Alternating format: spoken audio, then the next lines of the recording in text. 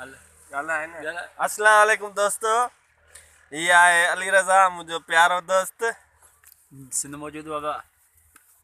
ही आए आरिफ सना जखड़ मुझो भा प्यारो।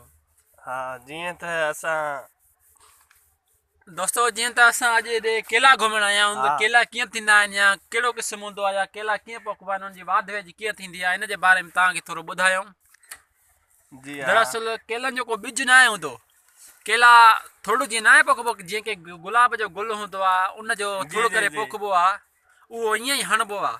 उनखे बठनि जो ठाहिबो आहे, थोरो विथी कबी आहे 5-6 फुटनि जी, थोरो इन जे करे या त उन में हाणे असां वटि हिते आम थी वियो आहे त इन में कुझु काइजे डबल केर कजे। हिते जीअं तव्हां ॾिसो था त गाह बि ॻायल आहे, तक़रीबन फसल नथा काजनि, तक़रीबन केले जो रेट वधी वियो आहे, तंहिंजे करे हाणे केला वग़ैरह काइनि था माण्हू। सिंध सरकार असांखे ॿोड़े छॾियो आहे कम धंधे में, हाणे कम धंधो तबाह करे छॾियो आहे सिंध खे।